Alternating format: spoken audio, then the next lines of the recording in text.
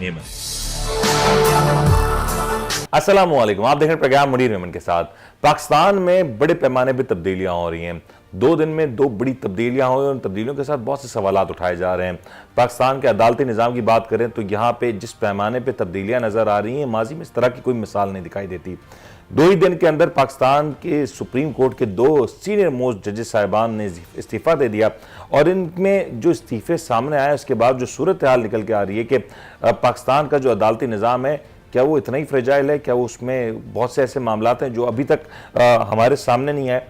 मौजूदा chief justice Pakistan काजी फैज ईसा साहब ने जब से अदालती कार्रवाई को टेलीवाइज करने का फैसला किया, उस वक्त से लेकर अब तक लोगों में सुप्रीम कोर्ट की अदालती कार्रवाई से मुतालिक बहुत से सवालात पाए जाते हैं। ऐसे माहौल में 2 दिन में 2 सीनियर जजेस का इस्तीफा दे देना, जिसमें मज़ाहिर अली नकवी साहब और साथ साथ जस्टिस एजाजुल एहसन साहब जो कि सीनियर मोस्ट जज थे, और उनके बारे में कहा जा रहा था कि 25 अक्टूबर को जब काजी फैज ईसा साहब मुस्ताफ़ी हो जाएंगे, जब अपना रिटायर हो जाएंगे, तो उसके बाद जस्टिस एजाजुल एहसन साहब ही सुप्रीम कोर्ट में चीफ जस्टिस ऑफ पाकिस्तान के तौर पे तैनात होंगे।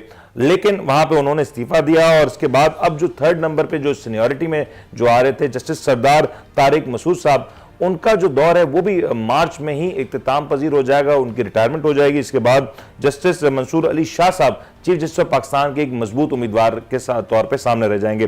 पाकिस्तान के सियासी निज़ाम में जो तब्दीलियां हो रही हैं, अदालती निज़ाम में जो तब्दीलियां हो रही हैं, इसके असर पाकिस्तान के अदालती और सियासी निज़ाम पर किस हद तक पड़ेंगे और आखिर इन इस्तीफों के पीछे ऐसी क्या वजह है जो अब तक सामने ना आ सकी? सवाल से गुफ्तगू करेंगे, हमारे साथ ज्वाइन करें डॉक्टर मोहम्मद यासीन मलिक साहब, सीनियर सहाफ़ी तजज़ियाकार। इनसे जानने की कोशिश करेंगे कि आखिर ये जो अदालती मामलात में तब्दीलियां आ रही हैं, इसके पीछे के हक़ाइक़ क्या हैं? यासीन साहब अस्सलाम वालेकुम।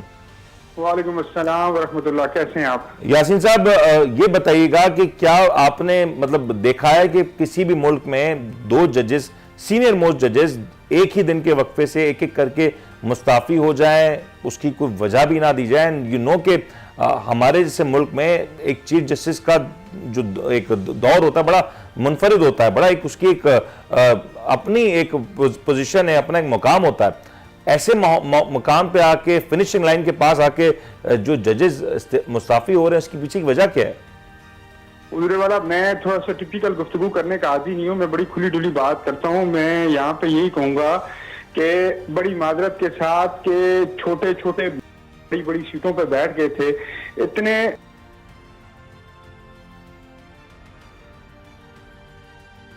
10 दिन की मार भी ये बर्दाश्त नहीं कर पाए।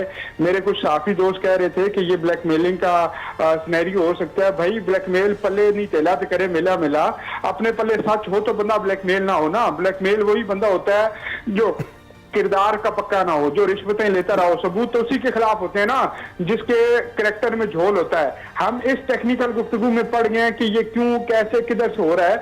लेकिन मैं तो जब से ये इस्तीफे आए हैं, जब पहला इस्तीफा आया तो यकीन करें दिमाग में 100 सोचों ने जन्म लिया, जब दूसरा इस्तीफा आया तो 1000 सोचों ने जन्म लिया।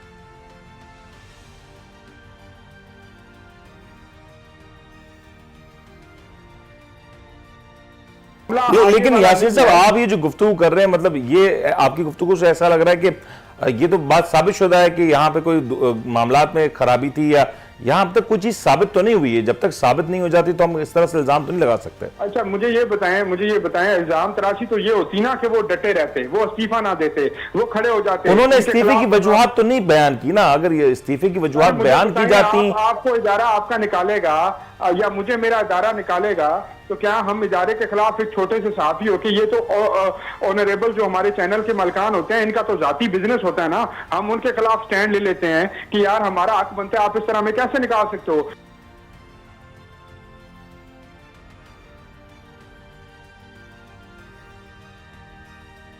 जो मेरे और आपके लिए फैसले करता है, यहां तक कि अभी सुप्रीम कोर्ट का जो केस चल रहा है इसको देखें, यहां तक कि मियां नवाज शरीफ की न्यायालय का केस देखें, यहाँ के खान साहब के तोशा खाना का केस देखें, जित हमारे साथ की गई है। मुनीर भाई, आप जो मर्जी कहने में एक लाइन में ही इस लफ्ज को इख्तिताम दूंगा कि इतने बड़े मुल्क के अंदर, 25 करोड़ की आवाम के मुल्क के अंदर मेरे मुल्क का गरीब रो रहा है, मेरे मुल्क के गरीब के लिए मेडिसिन महंगी है, मेरे मुल्क के गरीब के लिए तालीम महंगी है, रोटी महंगी है, बहुत कुछ ऐसा है जो बंदा ऑन-एयर बयान नहीं कर सकता, लेकिन किस्सा मुख्तसर यही है हुए हैं। यासिन साहब ये बताएं कि ये जो आप जो गुफ्तगू कर रहे हैं, नून लीग का इन दोनों जजेस साहिबान जिन्होंने जो मुस्ताफी हुए उनके हवाले से एक अलग मौकफ था, वो इनके हवाले से ज्यादा मुतमईन भी नहीं थी। नून लीग का खास तौर पे इन दो जजेस के हवाले से एक ये भी पॉइंट ऑफ व्यू था कि शायद उनके फैसले उस मुताबिक नहीं आते, या वो जो तवक्कात रखते हैं इन जजेस से वो उस तर्ज के फैसले नहीं देते। नून लीग का गिला था, एक वजह ये भी थी या कुछ और मामला भी थे? मुनीर भाई, फिर मैं जरा अपने लफ्जों को सीधा करता हूं, आपको बताता हूं कि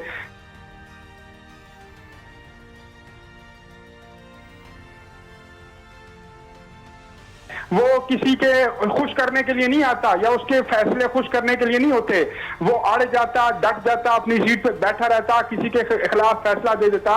मुझे तो ये समझ नहीं आती कि हर 4 महीने बाद एक लीडर, 4 साल बाद एक लीडर हीरो बन रहा है और एक जीरो बन रहा है। कौम की हालत पस्ती की तरफ जाती जा रही है, तालीम का निज़ाम खराब होता जा रहा है, सेहत का निज़ाम खराब होता जा रहा है, कर्जे बढ़ते जा रहे हैं। आपको प्रॉब्लम समझना होगी, ये प्रॉब्लम दीमक की तरह, कैंसर की तरह मेरे मुल्क को खा रही है, और वो एक ही प्रॉब्लम है, छोटे दिमाग, छोटी सोचें, छोटी जहनियत।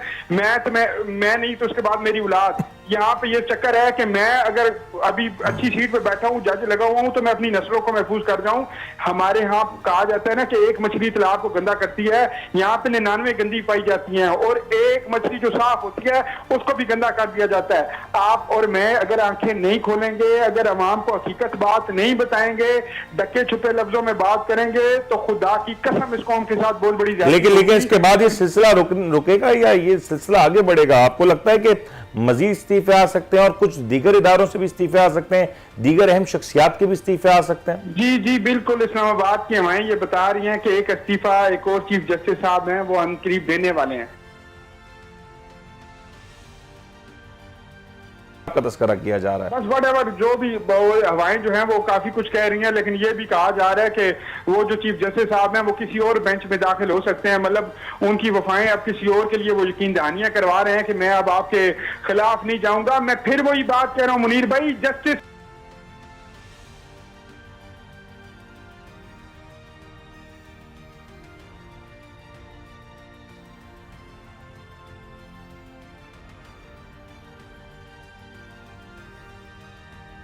आप और मैं इस बात में शर्मिंदगी नहीं फील कर रहे कि ये सवाल होना ही नहीं चाहिए।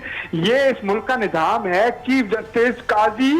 मैं अब आपको क्या कहूं या आपके सवाल के बारे में मैं तो शर्मिंदा हूं कि यार ये कैसा निजाम है जिसमें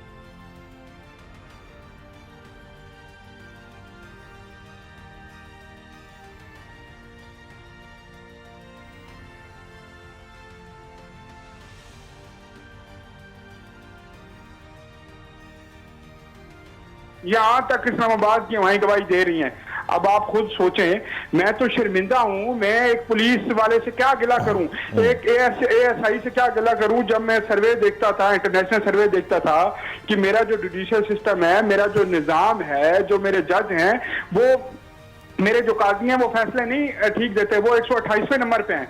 मैं तो आज जब ये सबूत देख चुका हूं तो मैं तो कहता हूं अल्लाह उसका भला करे जिसने 128वां नंबर हमें दे दिया है। हम तो इस काबिल ही नहीं है कि 128वें नंबर पे भी रहें। फिर आप ना रोना रोएं कि बेटियों की इस्तेमाल हो रही हैं, या फिर आप ना रोना रोएं कि आपके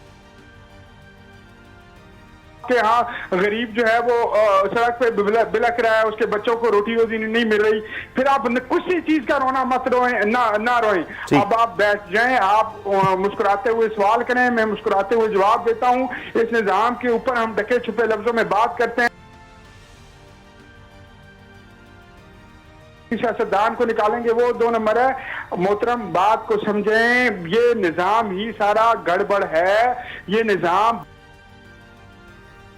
मीर भाई के मैं कहूं कि मल्ले के लड़के का कद बड़ा है इनसे, अपने जो है ना जो असूल है इन हवाले से, इन लोगों के कद छोटे हैं।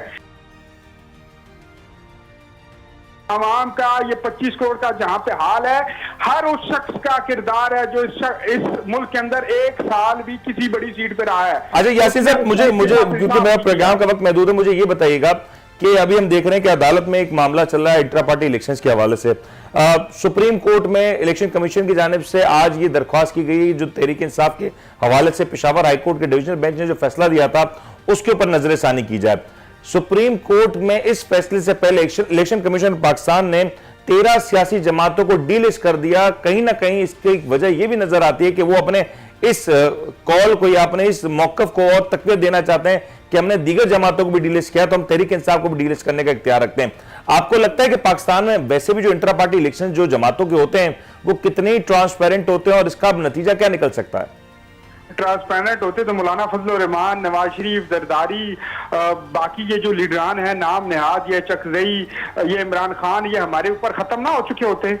इंट्रा पार्टी इलेक्शन कहते किसे हैं? ये थोड़ा ही डेमोक्रेटिक मुल्क है, इसके अंदर थोड़ी डेमोक्रेसी वाली पार्टियां बैठी हुई हैं। आपको लगता है कि मियां शरीफ के बाद नवाज शरीफ, नवाज शरीफ के बाद मरियम शरीफ, मरियम के बाद वो जो जनाब इज्जत इमाम, वो जो कैप्टन सत्तर साहब के शहजादे जुनैद सत्तर साहब, वो बिलावल भुट्टो, उसके उनके आसवा भुट्टो, वो दोनों इतने टैलेंटेड है कि पूरी पीपल्स पार्टी में किसी को कोई टैलेंटेड नहीं है। फिर जरदारी साहब, जरदारी बेनजीर भुट्टो साहबा, बेनजीर भुट्टो साहबा के बाद जुल्फिकार अली भुट्टो साहब। इस मुल्क की 75 साल तारीख पुरानी है तो चौथी नस्ल का निजाम होना चाहिए, तो माशाल्लाह चौथी का चल रहा है। कौन सी डेमोक्रेसी, कौन सा इंट्रा पार्टी इलेक्शन? एक लॉलीपॉप इसलिए दिया जा रहा है कि कल उस फैसले को बैलेंस करने के लिए, जैसे जहांगीर तरीन को नायल करना था, नवाज शरीफ को नायल करना था, तो साथ जहांगीर तरीन को भी करना था। मैं यही कह रहा हूं कि ये जो जस्टिस बैठे हुए हैं इनको होश के नाखन लेने चाहिए। इनकी छोटी छोटे एक्शन रिएक्शन पूरे मुल्क देख रहा होता है और पूरे मुल्क से लेकिन यासीन साहब, इस पूरी समाज में एक चीज ये भी सवाल किया गया कि ये कैसे मुमकिन है कि हर बार इंट्रा पार्टी इलेक्शंस होते हैं और तमाम ही नुमाइंदे जो उसमें कंटेस्ट करते हैं वो बिला मुकाबला जीत जाते हैं, और ये सूरत हाल सिर्फ तहरीक इंसाफ तक महदूद नहीं है। अगर आप दीगर सियासी जमातों की तरफ में नजर डालें आपको कोई मुकाबला नजर नहीं आता, बिला मुकाबला इलेक्शंस हो जाते हैं और एक रिवायती कार्रवाई है जो मुकम्मल कर ली जाती है।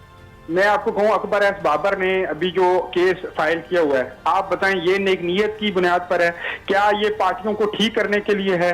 एक अपनी खुंदक निकाली जा रही है। अकबर एस बाबर को प्रोटोकॉल आपको और मुझे पता है क्यों मिल रहा है, क्यों वो प्रेस कॉन्फ्रेंस कर रहे हैं। मैं पार्टी का मेंबर आऊं और बाहरी रुकन हूं, ये जब वो कहते हैं ना वकील ये अकबर एस बाबर साहब जब ये कहते हैं तो मुझे हैरानगी होती है। मुझे हैरानगी इसलिए होती है कि हमारे मुल्क का निजाम ही ऐसा है जिसको जिधर खड़ा करना है, यानी कि ऐसा टोपी ड्रामा मेरे भाई इस मुल्क के अंदर लगाया जाता है जिसमें सारे प्लेयर खेल होते हैं और सिर्फ अवाम को बाहर पवेलियन में रखा जाता है, उसको बेवकूफ बनाया जाता है, उसको एक और लफ्ज में इस्तेमाल नहीं कर सकता वो बनाया जाता है, उसको रोटी कपड़ा और मकान का लॉलीपॉप दिया जाता है, उसको डेवलपमेंट का लॉलीपॉप दिया जाता है, उसको ये कहा जाता है कि कल तेरे बच्चे को सरकारी मुलाजमत नौकरी मिल जाएगी, तेरी गली पक्की हो जाएगी, नाली पक्की हो जाएगी, फलां हो जाएगा, ये हो जाएगा। कुछ सिस्टम में नहीं पड़ा हुआ, ये सिस्टम आवे का आवा बिगड़ा हुआ है। ये मनहूस चेहरे जो हमारे चेहरों पे मुसल्लत कर दिए जाते हैं हर 5 साल बाद किसी ना किसी ड्रामेबाजी से। किसी गरीब का बच्चा आज तक ऊपर क्यों नहीं आया यहाँ पे? यही हमारे ऊपर 75 साल दौर के अंदर मुझे एक आप मिनिस्टर का नाम बता दें जो करोड़पति होने के बगैर यहाँ पे इस मुल्क में मिनिस्टर बन सका हो। आपने इस सिस्टम को इतना करप्ट 2 नंबर कर दिया है, पैसा फेंक तमाशा देख वाला चक्कर। लेकिन यासीन साहब मुझे ये भी तो समझाए ना कि अभी तक हम देख रहे हैं कि इलेक्शन में 25 दिन भी नहीं रहते, अभी तक सुप्रीम कोर्ट में मामला चल रहे हैं। एक जानिब एक बड़ी सियासी जमात, आप बहुत से लोग उससे इख्तलाफ कर सकते हैं लेकिन वो इख्तलाफ अपनी जगह, जमहूरियत में जब हम बात करते हैं इख्तलाफात होते हैं। अभी तक यही डिसाइड नहीं हुआ कि वो सियासी जमात इलेक्शन में कंटेस्ट करेगी नहीं करेगी, बतौर जमात करेगी नहीं करेगी, बल्ले के निशान पे करेगी या नहीं करेगी। वहां पे दूसरी जानिब 13 सियासी जमातें डीलिस्ट हो जाती हैं जिसके बारे में इलेक्शन कमीशन को एक रात पहले ख्याल आता है कि इन सियासी जमातों को इन ही बुनियाद पर डीलिस्ट किया जाना चाहिए। तीसरा ये बता दें कि अभी वक्त इतना महदूद रह गया और बार बार सेनेट में करारदादें पेश की जा रही हैं कि मुल्क में हालात ठीक नहीं, अमन अमान की बात की जा रही है, मौसम की बात की जा रही है। ये इलेक्शंस को मुलतवी कराने का क्यों तस्करा बार बार आ रहा है? क्या मतलब इस निजाम से हम चाहते क्या हैं? बेसिकली बात यह है कि मकाफात अमल है दुनिया, ये तो आप माने। अल्लाह तबारक व तआला की जात इंसान को उसके मुंह के ऊपर अमाल मारती है जब वो किसी के साथ कुछ करके आए। कल जो पिटियाई ने किया आज उसके साथ हो रहा है, कल उन्होंने जो गेम्स का हिस्सा बने आज वो खुद का गेम का हिस्सा बन रहे हैं। सिंपल इज दैट कि कल जो वो लॉबिंग, 2 नंबरियां, फनकारियां, नौसरबाजियां, झूठ, जो भी करके आए हैं आज उनके मुंह के ऊपर मारी जा रही हैं, वो चाहे इमरान खान की कैद हो, चाहे वो ये इंट्रा पार्टी इलेक्शन की बातें हो, चाहे वो तोशाखाना हो, कुछ भी हो, जितना उन्होंने प्रोपोगंडा किया उनके ऊपर वो हो रहा है। 9 मई का वाकया एक अलग है, जो मैं समझता हूं कि तहरीक-ए-इंसाफ की सबसे बड़ी ज्यादती है इस मुल्क के साथ, इस कौम के साथ। अगर किसी मुल्क की फौज को डिमोरलाइज कर दिया जाए, उसको वीक कर दिया जाए, तो मेरे ख्याल में उसका कोई बैकअप मौजूद नहीं होता। 1000 नहीं, 2000 नहीं, लाख इख्तलाफ हो, लेकिन घर जो है ना, उसको अपने घर को वीक नहीं करना चाहिए। तो फौज हमारा मान है, हमारे सर का ताज है और उस मुल्क की रखवाली की पहली निशानी है। लेकिन इसका नतीजा क्या निकलेगा यासीन साहब? Is there a way forward? क्योंकि हम आमतौर पर अदालती कार्रवाई जब देखते हैं तो इससे तवक्को तो ये होती है कि मुल्क में कोई तब्दीली आएगी, कोई बेहतरी आएगी। आज ये कार्रवाई हो रही है, पूरी दुनिया में देखी जा रही है, हर पाकिस्तानी इसको बड़े गौर से देख रहा है। लेकिन क्या इस कार्रवाई से ये समझा जाए कि पाकिस्तान में जितनी सियासी जमातें हैं उनके इंट्रा पार्टी इलेक्शंस का एक प्रॉपर फ्रेमवर्क होगा, वहां पे कायदीन कंटेस्ट करते हुए नजर आएंगे, वहां पे चेयरमैन नाइब चेयरमैन की पोजीशन के ऊपर मुकाबले होते दिखाई देंगे? आपको लगता है कि इस माहौल के बाद ऐसा कुछ होता हुआ दिखाई देगा? हाँ मुनीर भाई, क्या बात करते हैं जी, क्या बात करते हैं। दनियाल अजीज ने एक बयान दिया एहसन इकबाल के खिलाफ, जनरल सेक्रेटरी है, उसको टिकट नहीं दिया गया, 25 साल पुराना वर्कर है। तो इधर पीपल्स पार्टी का आसिफ शफीक सत्ती है, एक मैं जानता हूं, उसने 40 साल दौर गुजारा पीपल्स पार्टी में, क्यादत के खिलाफ एक बात बोली। खिलाफ से मुराद ये कि जमहूरी पार्टियां को भाड़ में जाएं जी, हम सारे झूठे हैं जी। ये 2 नंबरियां हम करते हैं कि ये जमहूरी पार्टियां, तो कुछ बदल नहीं रहा ना यासीन साहब, कुछ बदल नहीं रहा। जब कुछ तब्दील नहीं हो रहा तो फिर आगे कैसे माहौल माशरा चलेगा? ये निजाम कैसे चलेगा? ना कल सुबह 10 बजे तक समाअत मुलतवी कर दी गई है। कल सुबह 10 बजे दोबारा बल्ले का ऐलान होगा कि क्या बल्ला किसके पास रहेगा और वहीं से दोबारा से स्टार्टअप लेंगे। ये जो आज हो रहा है ना, ये आज भी आपको और मुझे पता है कि बदनीयत की बुनियाद पे हो रहा है। ये मेरी और आपकी और कौम की इस्लाह के लिए नहीं हो रहा। ये इंट्रा पार्टी इलेक्शन अगर कराना है तो फिर नून लीग का भी कराएं, फिर आप पीपल्स पार्टी का भी कराएं। मैं फिर कहता हूं कि मैं इस मुल्क के निजाम से फरसूदा हो चुका हूं, मैं फरसूदा निजाम से तंग हो चुका हूं। और यासीन साहब एक चीज ऐड कर दें, सॉरी आपको इंटरप्ट कर रहा हूं। आपने इंट्रा पार्टी इलेक्शंस और अकाउंट्स की इसमें बात की गई है कि तमाम सियासी जमातें अपने अकाउंट्स को सबमिट करें। आज तक तो यही फैसला नहीं हो सका कि इन सियासी जमातों की फंडिंग कहां से आती है। इन सियासी जमातों की फंडिंग फॉरेन फंडिंग है या ममनुआ फंडिंग है, अभी तो यही सियासी जमातों के बारे में तयन नहीं हो सका। तो इलेक्शन कमीशन जब तक ये चीज का तयन नहीं हुआ तो कैसे किसी पार्टी को इन ग्राउंड्स के ऊपर डिस्क्वालीफाई कर सकती है?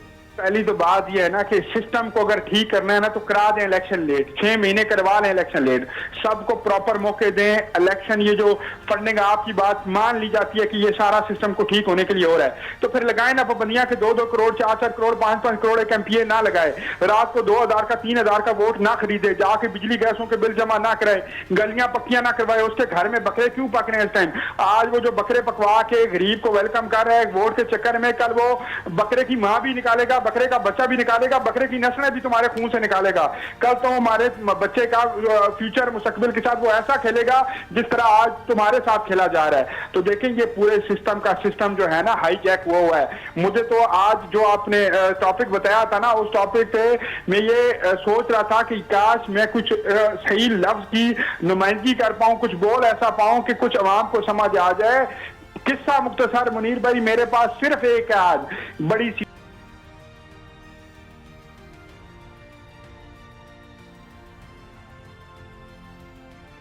और आगे बदतर हो जाएगा। आखिरी सवाल, इलेक्शंस होते दिखाई दे रहे हैं या नहीं दे रहे? जी इलेक्शन होंगे क्योंकि एक प्री प्लान तरीके के जरिए बाकी सारी पार्टियों को भी घरों के अंदर रखा जा रहा है। अब जब हाइप क्रिएट होगी, फौरन से हाइप क्रिएट करके जिस पार्टी को उन्होंने लाना है, जिसको चौथी बार वजीर आजम बनाना है, मेरे और आपके मुंह पे मुसल्लत करना है, उसको ये करके रहेंगे। और उसको परफॉर्मेंस उसकी यही है कि उसने अपने 3 मरतबा के दौर में सड़कें और पुल बनवाए हैं, उसने हमारे आसान किया, उसने घर से पैसे लाए थे, उसने अपने जेब खर्चा कम किया था, उसने सारा कुछ ला के जो है ना उसने कर्जे उठाए, ना उसने पॉलिसी कोई दी, कुछ भी नहीं किया उसने, सिर्फ उसने जी मेट्रो बना दी, फलां बना दिया और उस वजह से वो दोबारा चौथी मरतबा मुल्क का वज़ीर आज़म बना। बहुत बहुत शुक्रिया।